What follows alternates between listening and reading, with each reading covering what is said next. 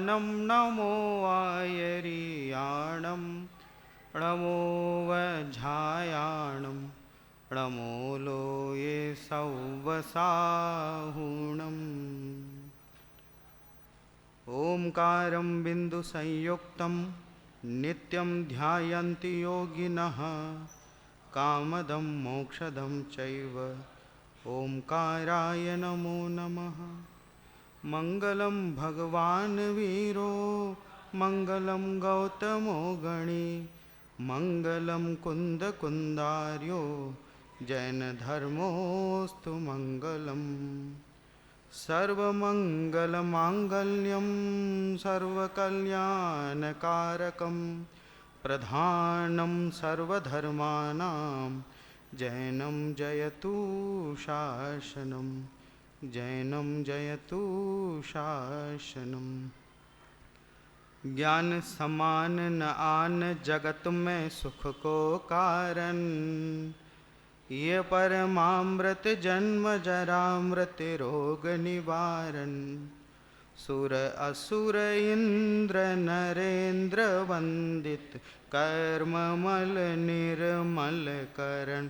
वृष तीर्थ के करतार सिरि वर्धमान जिन शत शत नमन।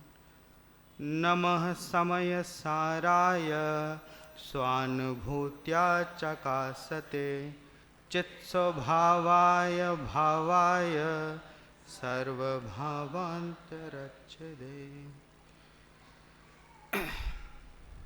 आचार्य कुंद कुंद देव द्वारा विरचित भरत क्षेत्र का सर्वोत्कृष्ट ग्रंथ समय सार, जिस पर समय सार के मर्म को जन जन तक पहुंचाने वाले स्वरूप गुप्त आचार्य अमरचंद्र द्वारा लिखित आत्मख्याति टीका, दोनों ही अपने आप में महान हैं। कुछ विषय उसमें से आज हम देखेंगे। कनिष्ठ वरिष्ठ के विद्यार्थी समय सार के नाम से घबराना नहीं, सरल विषय लूँगा, आपको समझ में आएगा। विषय से ज़्यादा एक गंभीर प्रश्न पर हमें चर्चा करनी है। वह प्रश्न क्या है? शास्त्रों में ऐसा लिखा है कि इस जीव ने अनादिकाल से इस संसार में परिभ्रमण करते हुए कोई काम ऐसा नहीं है जो आज तक नहीं किया है। कोई काम ऐसा नहीं है, सारा काम ये कर चुका है। ये समव शरण में कितनी बार गया है? समव शरण में जब सब काम कर चुका है, संसार के सभी काम कर चुका है, तो समव शरण में गया होगा कि नहीं? गया है, हजारों बार गया है, अनेकों बार गया है। समव शरण तो गया है। अब कई जीव समव शरण में ऊपर जहाँ भगवान विराजते हैं वहाँ तक नहीं पहुँच पाते हैं, आधे में ही लौट के आ जाते हैं वापस। ठीक है, कोई कोई उपाध्याय वर्ग के बाद चले जाते हैं ना कि साहब ये पढ़ाई समझ में नहीं आ रही है। तुम में से कोई मत जाना है ऐसा। ऐसा जाने वाले कौन होते हैं? जो समव शरण में समव शरण की सुंदरता को देख के वापस आ जाते, भगवान तक पहुंचते ही नहीं है। ऐसा होने पर भी कई बार यह जीव समव शरण में गया तो है, और जिनेंद्र भगवान की वाणी भी सुनी है, और प्रमाण वचन गुरुदेव ऐसा कहा भी है। इतना काम भी हुआ है। और अष्टपावड़ में लिखा है, अखिल जी भाई साहब, इस जीव ने इतने बार मुनि दीक्षा ली है, इतनी बार मुनि दीक्षा ली है कि जितनी बार मुनि दीक्षा लेते हुए पीछी कमंडल जो उसने ग्रहण किए उसे अगर इकट्ठा कर दिया जाए तो सुमेरु पर्वत जितना एक ढेर खड़ा हो जाए। इतनी बार मुनि दीक्षा भी धारण की है। ये अष्टपावड़ में कुंद कुंद आचार्य ने लिखा है। समव शरण में गया है, जब समर शरण में गया है ये बात हो गई, अब मंदिर में गया होगा कि नहीं, जैन मंदिर में गया होगा कि नहीं, पूजन की होगी कि नहीं, जब समर शरण गया तो ये सब काम तो जरूर किया ही होगा। और मुनि दीक्षा धारण की है तो रात्रि भोजन तो छोड़ा होगा कि नहीं, है? अलग अर्थ मत निकालना इसका। अरे मुनि के समान अगर आचरण किया है तो क्या आचरण उसका रह गया होगा जीवन में जिसे उसने नहीं किया होगा। कोटि जन्म तप तपे ज्ञान विन कर्म झरेज। तो ये अनेकों बार दीक्षा भी ली है, समर शरण में भी गया है, पूजा भी की है, सत समागम को भी प्राप्त हुआ है। ये जो समागम हमें मिला है, इस समागम से हम गदगद होते हैं, होना भी चाहिए। पंचम काल में ऐसा समागम मिल रहा है, इससे बढ़िया बात क्या हो सकती है।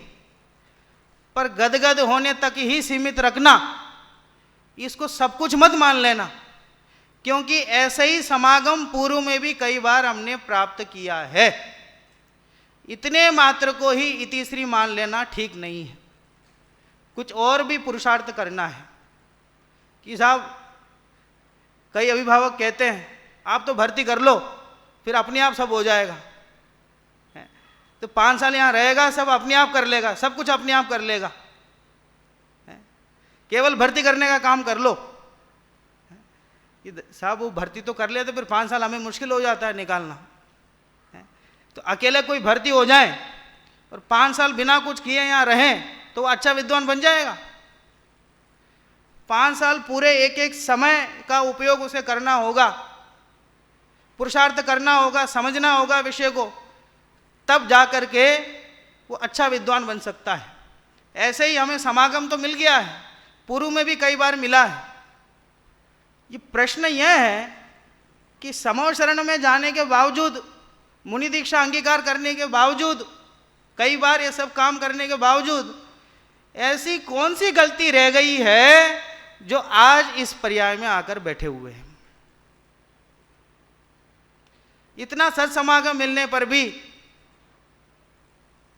ऐसी कौन सी गलती रह गई, ऐसी कौन सी भूल रह गई है कि जिस कारण इस पर्याय में आकर के हम बैठे हैं।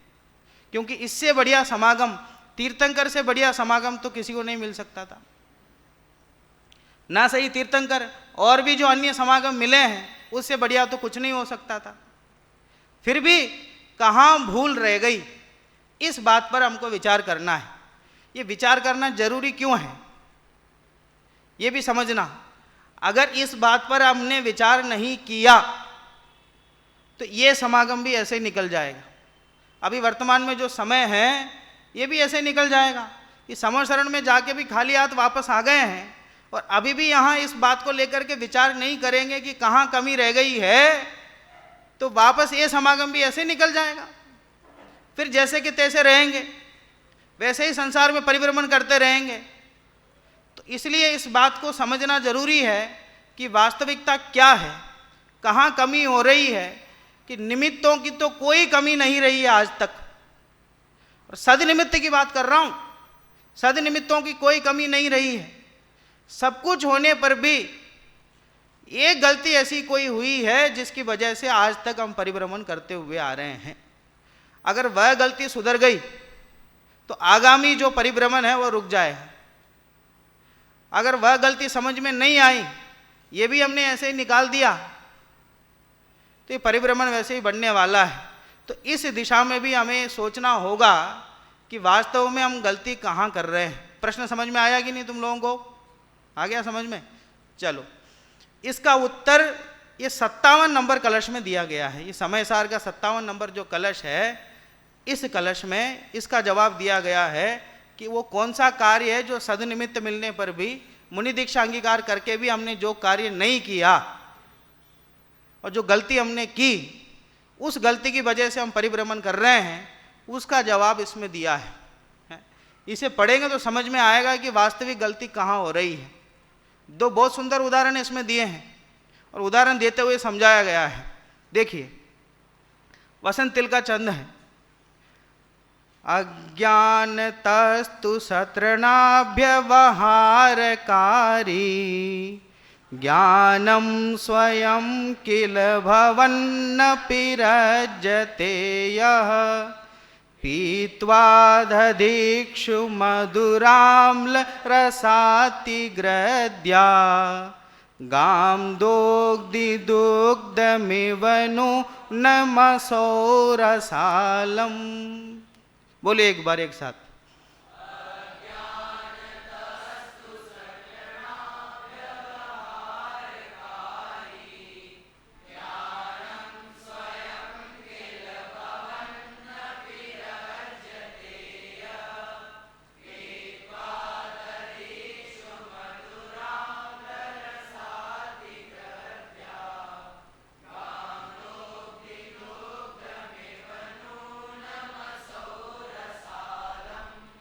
देखिए किल दूसरी लाइन में, किल माने निश्चय से, वास्तव में, कि वास्तव में स्वयं ज्ञानम।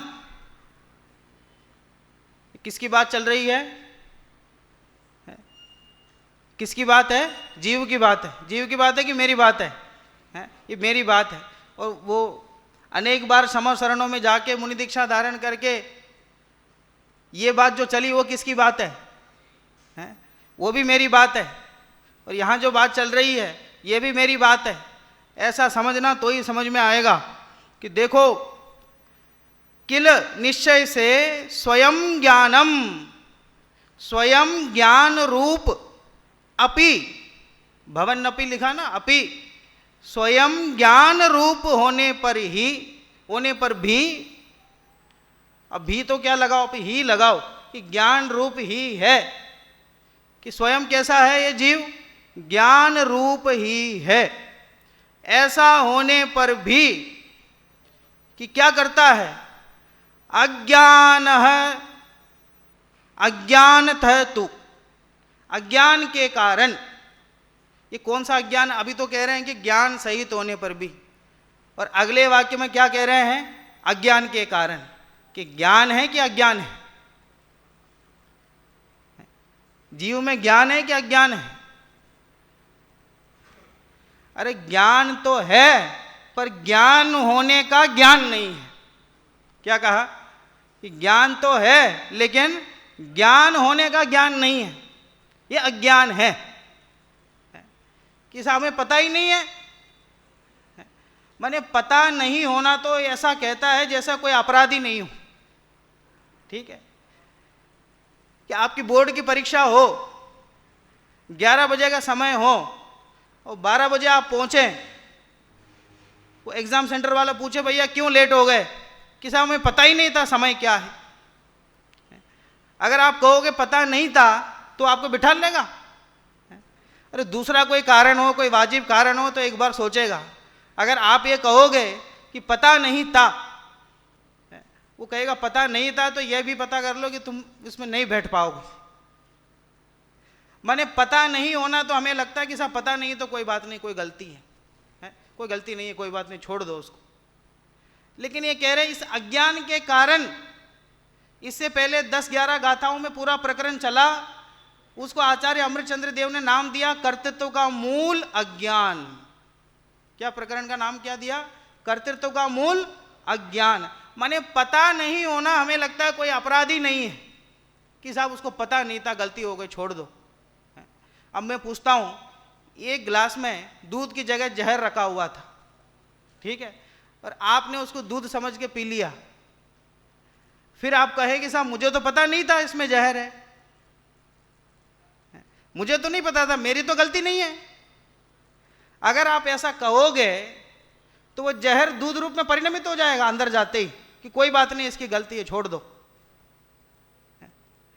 हमारे पता नहीं होने का परिणाम ये जो क्या कहते बुद्धिजीवी जीव हैं, मनुष्य हैं, ये तो ये छोड़ सकते हैं, आपको पता नहीं है तो कोई दिक्कत नहीं है, पर वस्तु स्वरूप में ऐसा कोई विधान नहीं है, वस्तु स्वरूप में ऐसा कोई संविधान नहीं है। कह रहे पता नहीं होना ही सबसे बड़ा अपराध है कि मैं ज्ञान मात्र हूं, इस बात का पता नहीं है, तो इससे कोई आपको छूट नहीं मिलने वाली। कह रहे ऐसे अज्ञान से कि मैं तो केवल ज्ञान मात्र हूं, ऐसे अज्ञान से यह जीव क्या करता है? रज्यते। देखिए दूसरे लाइन में क्या लिखा? रज्यते, राग करता है। अपना काम तो क्या था? केवल ज्ञान, स्वयं स्वयं ज्ञानम अपि, स्वयं ज्ञान भवतपि, स्वयं ज्ञान रूप होता हुआ होने पर भी अज्ञान के कारण यह जीव क्या करता है? रज्यते, राग करता है। इसका काम तो केवल जानना था, कि जानने का काम छोड़ करके राग करना शुरू कर दिया। और राग करना भी कैसे शुरू किया?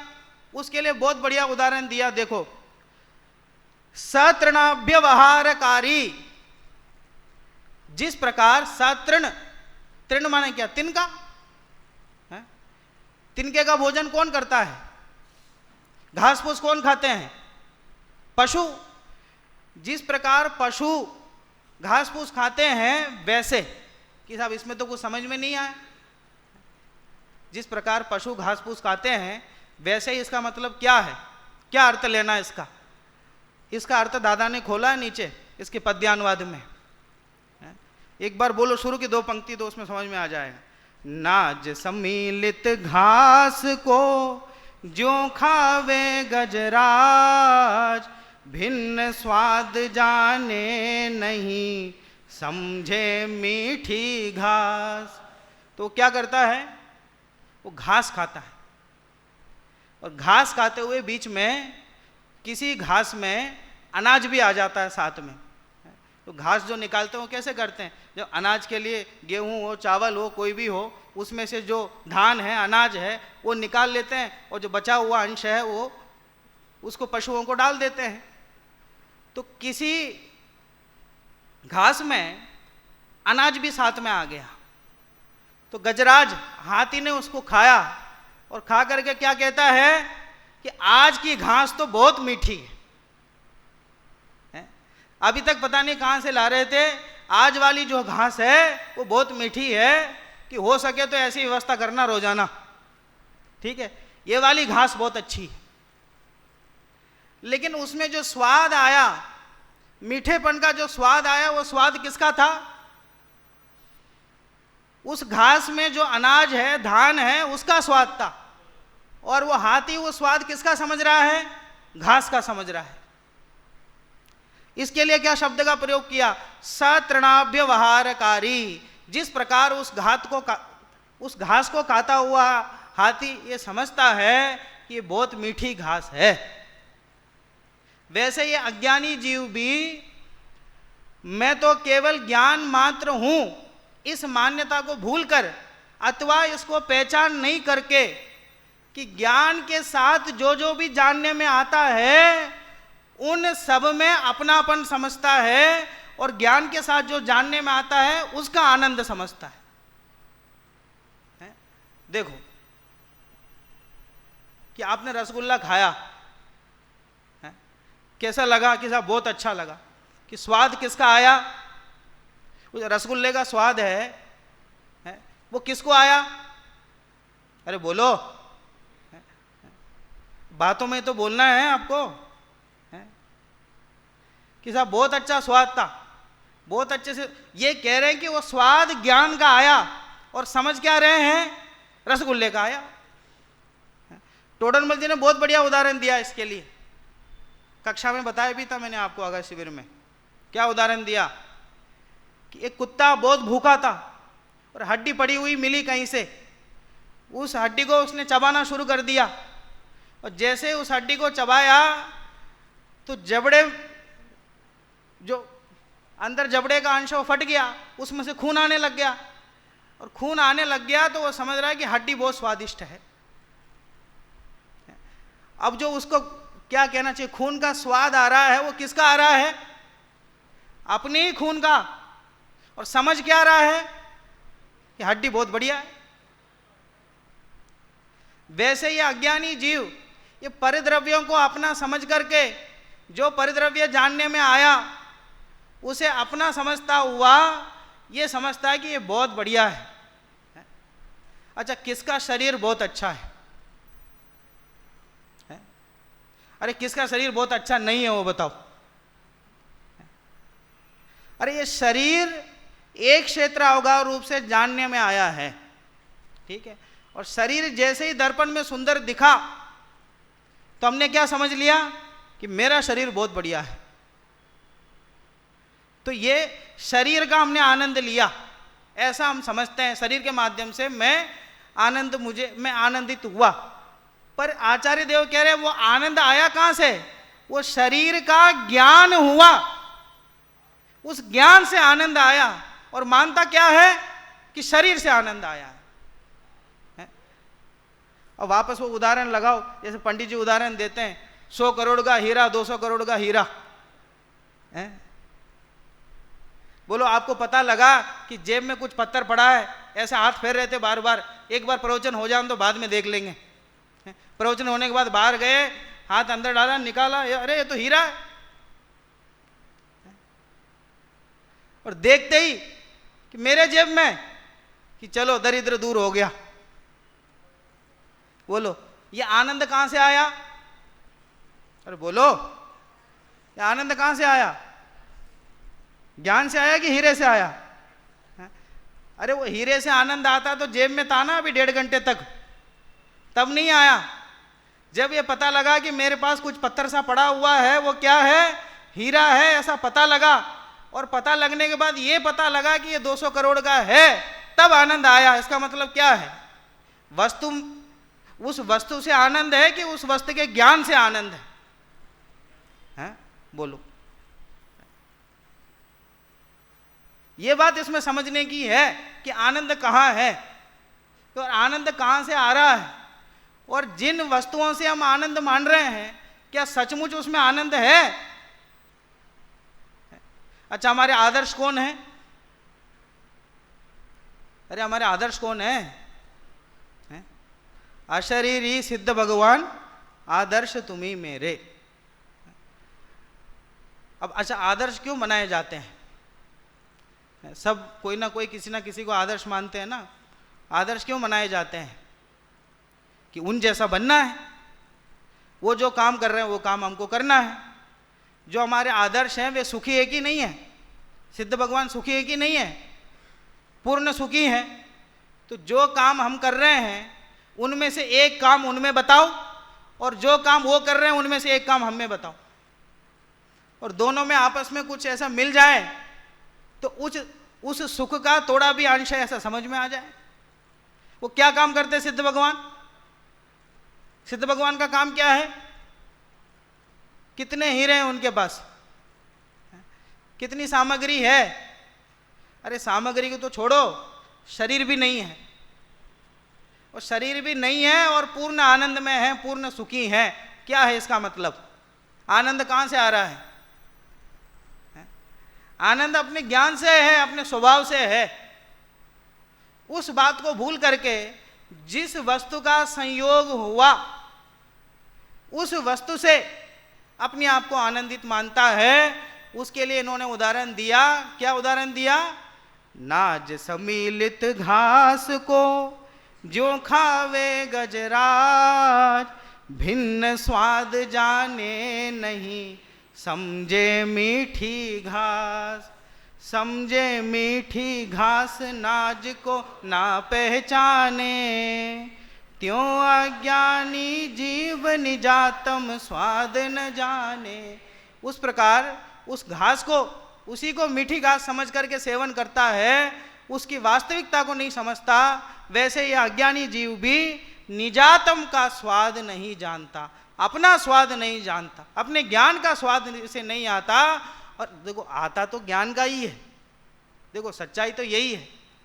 स्वाद तो आता कहाँ से है? अपने आप से ही, अपने आत्मा से ही। लेकिन ये मानता किससे है? ये परद्रव्यों से मानता है। इसलिए वो शब्द लगाया क्या? रज्यते। इसलिए राग करता है, इसलिए द्वेष करता है। जिन वस्तुओं से सुखी होना मानता है तो उनको अपने समीप रखना चाहता है, और जिन वस्तुओं से दुखी होना समझता है तो उनको दूर करना चाहता है। इसके लिए भी टोडरमल जी ने बढ़िया उदाहरण दिया है, पागल व्यक्ति का उदाहरण दिया। जिस प्रकार कोई पागल व्यक्ति सड़क में घूम रहा था ऐसे ही, और किसी को करुणा आ गई देख करके, कि ऐसे घूमता रहता है, बिना कपड़ों के घूमता रहता है, अच्छा लगता है क्या? घर पर इनके घर परिवार वालों ने छोड़ दिया तो क्या हुआ, हमारी भी तो कुछ जिम्मेदारी है। ऐसा समझ करके किसी व्यक्ति को करुणा आई, उसने उसको कपड़ा पहनाया और कपड़ा पहना के कहा भैया अब घूमो। और जैसे ही कपड़ा पहना वो पागल व्यक्ति बहुत खुश हो गया कि अभी तक तो ऐसे ही घूम रहा था बिना कपड़ों के, अब कपड़ों में देख करके, किसी दुकान में बहुत बड़ा दर्पण रखा हुआ था, घूमता घूमता अपना रूप देख लिया, अरे मैं तो बहुत सुंदर लगता हूं, तो अपने आप को बहुत अच्छा समझने लग गया, बहुत बढ़िया समझने लग गया, बहुत सुंदर समझने लग गया। अब वो कहते हैं ना, जैसे ही वो कपड़े मिले उसकी चाल ही बदल गई। और जिसने पहनाया उसने सब देखा नाटक, 2-4 दिन जाने दिए, फिर बाद में उसको गुस्सा आया कि देखो एक तो ऐसे घूम रहा था, कपड़ा पहना है, इसके तेवर बदल गए। बुलाया, 2 चांटा लगाया और कपड़े उतार लिया, जाओ वापस ऐसे ही घूमो। फिर जोर जोर से रोने लग गया और जोर जोर से रोता हुआ क्या कहने लग गया कि मेरे कपड़े ले गए, मेरे कपड़े ले गए।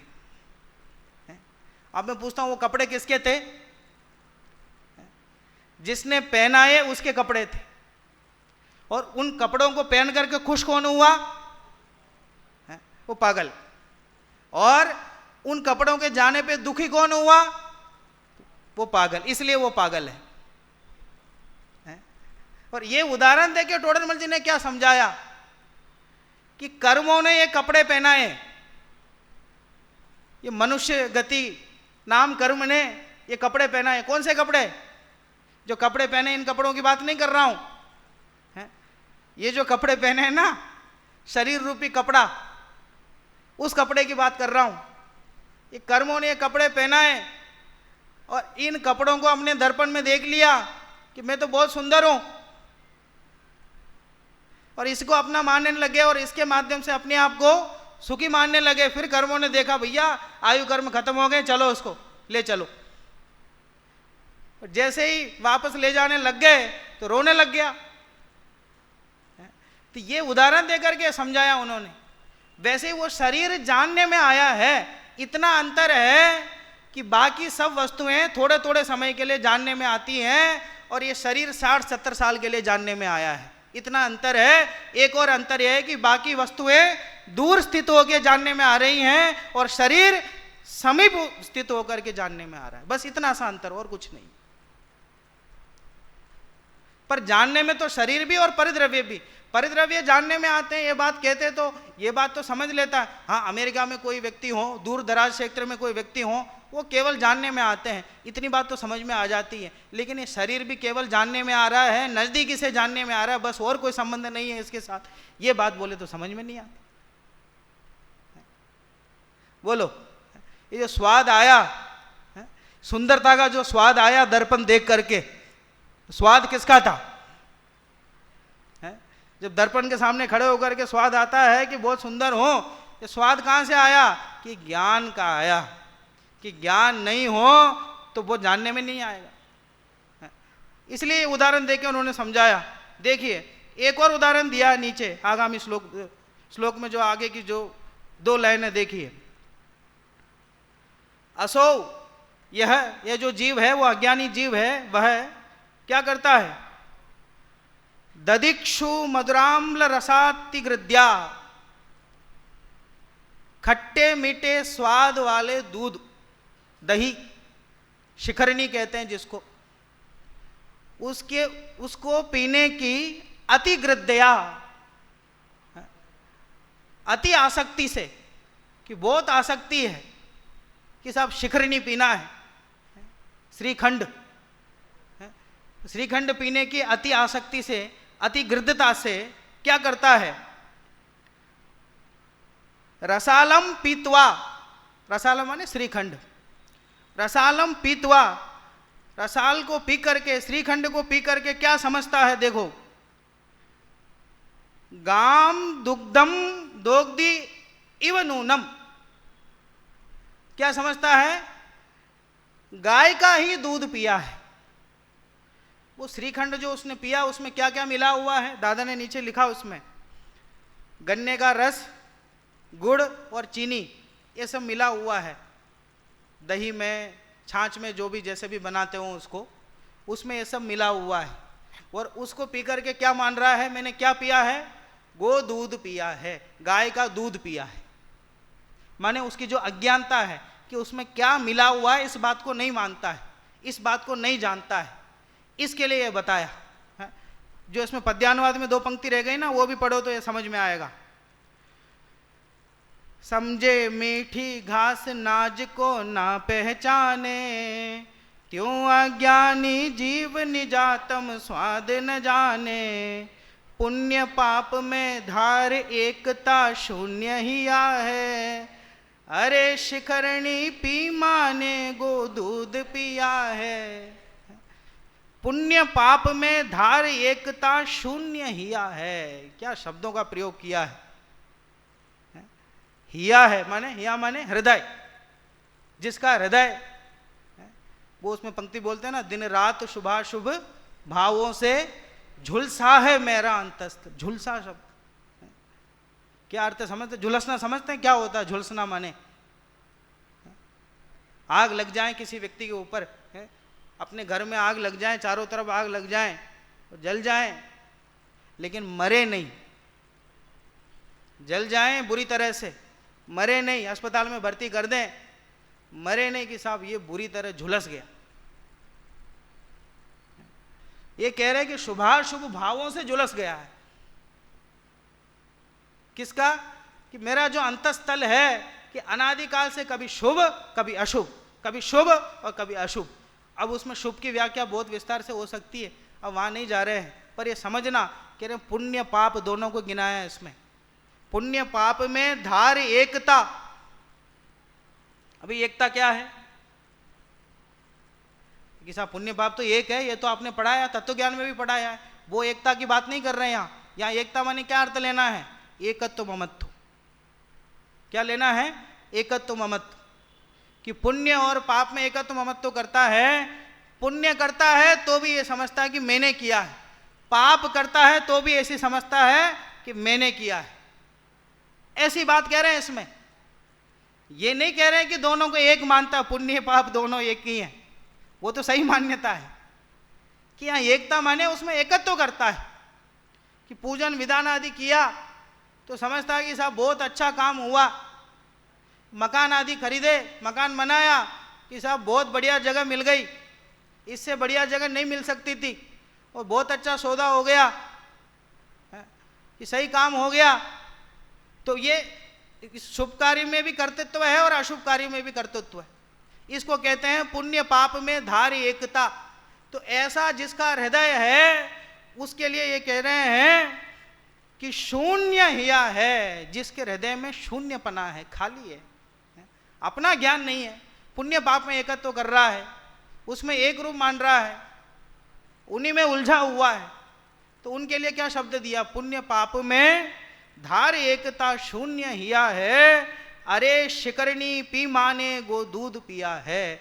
पी तो रहा शिकरणी और मान रहा मैंने गो दूध पिया है। ये पशुवत व्यवहार कर रहा है। ऊपर तो उन्होंने कह दिया सतृणाभ्यवहारकारी, वो पशुवत व्यवहार करता है, और यहाँ इसके लिए कि साहब ऐसा क्यों समझ रहा है, पी तो रहा शिकरणी, उसको दूध क्यों समझ रहा है। इसके लिए उन्हें बनारसी दास जी ने जो इसका भावानुवाद किया है उसमें बहुत बढ़िया शब्द का उपयोग किया, मतवारो। ऐसा कौन समझता है, पी तो कुछ और रहा है और समझ कुछ और है, ऐसा कौन करता है, मतवारो, पागल। पागल व्यक्ति से तुलना की है। जो अज्ञानी है, जिसे अपने ज्ञान का ज्ञान नहीं है कि मैं ज्ञानी हूं, मैं केवल जानने का काम मेरा है, जो इस बात को नहीं समझता है, उसके लिए पशुवत व्यवहार कहा, और ये कहा कि पागलवत, जो मत वाला है उसके जैसे व्यवहार करता है, ऐसी बात आई। और अष्टपाउड़ में तो यहाँ तक लिखा है कुंद आचार्य ने, जिसे सम्यक दर्शन नहीं है, जिसे अपने आत्मा में अपनापन नहीं है, जो मैं आत्मा ही हूँ इस बात को स्वीकार नहीं करता, वो तो कहते हैं कि चलता फिरता लाश है। क्या कहा, चलता फिरता मुर्दा है। बोले मुर्दा क्यों कह दिया साहब, क्योंकि इसका अपनापन कहाँ पर है, अज्ञानी का अपनापन कहाँ पर है। अरे बोलो, शरीर में अज्ञानी का अपनापन शरीर में है इसलिए। और शरीर क्या है? शरीर मुर्दा है। कि शरीर में आत्मा है तो उसको जीवित समझते हैं, और आत्मा नहीं है तो उसको मरा हुआ समझते हैं। और उसे अपने आत्मा के अस्तित्व का अता पता नहीं है, शरीर को ही अपना मान रहा है। इसका मतलब क्या है? मुर्दा। ठीक है, बात समझ में आ रही ना? कि वो चलता फिरता मुर्दा है जिसे अपने अस्तित्व का ज्ञान नहीं है, तो पशुवत व्यवहार करता है। ये बात इसमें से कहना चाहते हैं। एक बार कलश और पद्यानुवाद दोनों बोलिए। आ रहा है पीछे? हाँ बोलो। अज्ञानतस्तु शत्रणाव्यवहारकारी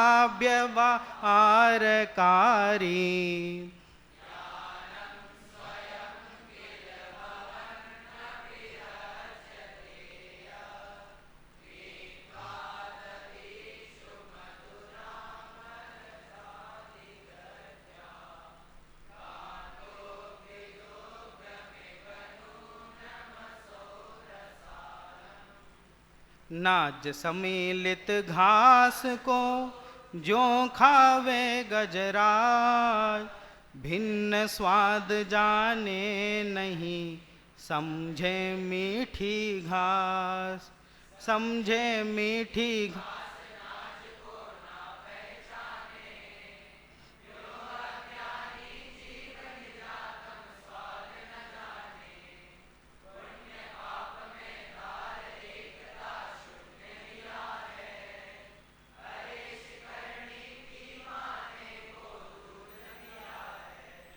अब इसका भावानुवाद जो लिखा बनारसी दास जी ने, उसका अर्थ देखते हैं। जैसे गजराज नाज घास के गरास करी, उनने गजराज अर्थ और घास का जो अर्थ है वो उन्होंने ऊपर से जो शत्रणाव्यवहारकारी शब्द बताया था ना, वहां से लिया है।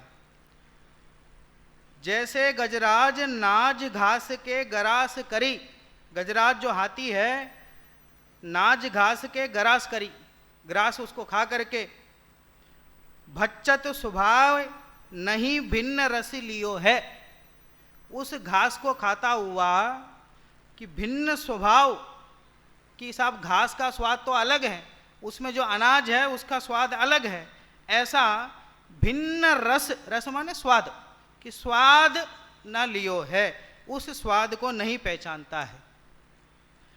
जैसे मतवारो, वहां ऊपर कलश में एक उदाहरण दिया, सिद्धांत समझाया, फिर उदाहरण दिया, और यहां भावानुवाद में क्या कर लिया, दोनों उदाहरण साथ में ले रहे हैं। जैसे मतवारो नहीं जाने शिकरणी स्वाद, मतवारो पागल व्यक्ति, और पागल व्यक्ति भी पूरा नहीं, और नीचे कहीं इसके भावार्थ में पढ़ा कह रहे आधा पागल व्यक्ति, कि वो पागल होने का काम भी पूरा नहीं किया, आधा पागल व्यक्ति। कि मतवारो नहीं जाने शिकरणी स्वाद, शिकरणी का जो स्वाद है, श्रीखंड का स्वाद है, उसे नहीं जानता। जुंग में गगन, कि नशे में धुत, कहे गऊ दूध पियो है, और क्या कहता है शिकरणी पी करके, क्या कहता है कि गाय का दूध मैंने पिया है। अब इसमें सिद्धांत में देखो, तैसे मिथ्या दृष्टि जीव, वैसे ही मिथ्या दृष्टि, जो दो उदाहरण उन्होंने बताया उसी उदाहरण में घटा करके उसको समझ लेना, वैसे ये क्रिया करता है, ग्रहण कुछ कर रहा है और समझ कुछ और रहा है। ठीक है, इतनी बात समझ लेना, उदाहरण में से बस इतनी बात ग्रहण करना है। अब उसमें साहब श्रीखंड कैसा क्या बनता है और ऐसी कौन सी घास होती है, उसमें ज़्यादा दिमाग मत लगाना, एक लाइन बस इतना समझ लेना कि वो कर कुछ रहा है, स्वाद कहीं से आ रहा है और समझ कुछ और रहा है, बस इतनी बात समझ लेना। तैसे मिथ्या दृष्टि जीव ज्ञान रूपी है सदैव, सदैव सदैव हमेशा, त्रिकाली, वो कैसा है, ज्ञान रूपी है। पग्यो पाप पुण्य सो सहज सुन्न हियो है, लेकिन अनादिकाल से केवल ज्ञान रूपी होने पर भी केवल जानने का काम ही किया है, कि अनादिकाल से सिर्फ एक ही काम करता हुआ आ रहा है कि जानने का काम कर रहा है। विभिन्न पर्यायों को और विभिन्न पर्याय में जो जो अवस्थाएं इसे मिली उन सब अवस्थाओं को केवल जाना ही है, बस और कोई काम नहीं किया। सदैव, और सदैव में अकेले भूतकाल नहीं, वर्तमान काल भी और भविष्य काल भी, और आगे भी क्या करेगा, अरे सिद्ध बन जाएगा तो भी क्या करेगा, वहाँ भी जानने का काम करेगा। और निगोद में चल जाएगा तो भी क्या करेगा, जानने का काम करेगा। उस काम में कोई अंतर पड़ने वाला नहीं है। बाह्य परिस्थिति जरूर बदल सकती है, लेकिन उसका काम कभी बदलने वाला नहीं है। लेकिन पाप पुण्य सो पग्यो, पग्यो शब्द लगाया, वो पाग बनाते हैं ना, ऐसे मिठाई वगैरह में उसमें बोलते हैं ना पाग, वो चीनी को घोल के बनाते चाशनी, उसमें मिठाई को डाल देते हैं, और कई बार बच्चे सीधे ही खाने लग जाते, बोले ऐसा नहीं, अब रुक जाओ, इसको डूबने दो अच्छे से, इसको पकने दो अच्छे से, उसके बाद खाना, तो तब उसका स्वाद आएगा। वैसे ही क्या शब्द का प्रयोग किया, अनादिकाल से कहाँ पग रहे हैं, कहाँ लीन हो रहे हैं, कह रहे हैं पाप पुण्य सो, कभी पाप कार्य में कभी पुण्य कार्य में। पग्यो सहज शून्य ही है, और शून्य हो गया इसका हृदय। अब वही बात जो दादा ने उसमें लिखी है वो यहीं से लेकर के उन्होंने लिखा है, नीचे उसका अर्थ भी किया है। चेतन अचेतन दुहु को मिश्र पिंड लखी, चेतन और अचेतन दुहु को, दोनों को मिश्र पिंड लखी, दोनों को एक समझ लिया, चेतन और अचेतन को एक समझ लिया कि मैं आत्मा, अब देखो परिद्रव्यों की बात को तो बहुत दूर रखो, मैं एक आत्मा और शरीर, इन दोनों को मिला लिया और दोनों को एक समझ लिया, और इन दोनों को एक समझ करके जो एक आनंद आया वो ज्ञान से आया, लेकिन ये समझ रहा शरीर से आया। टोडरमल जी ने बहुत बढ़िया अपना परिचय दिया है वहाँ मोक्ष मार्ग प्रकाशक में। एक उन्होंने कहा कि भैया इस पर्याय का नाम टोडरमल है, ये नहीं कहा कि मेरा नाम टोडरमल है।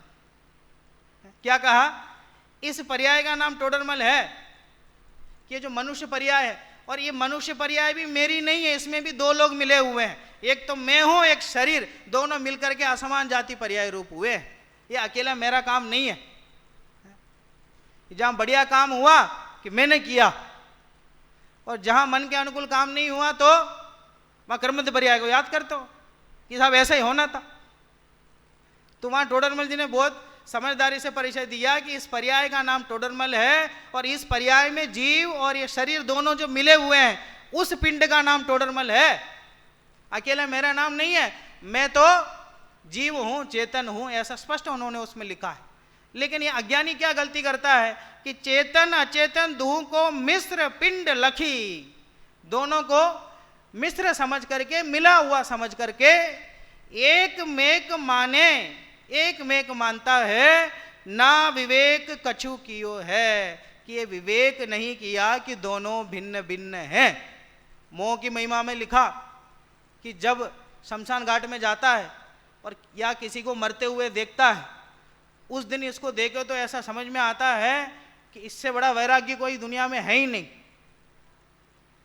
और शमशान घाट में ऐसी बातें करता है कि देखो एक ना एक दिन तो सबको जाना ही जाना है, हमारे ऊपर भी लकड़ियां रखी जाएंगी, ध्यान रखना, ऐसे कहता है।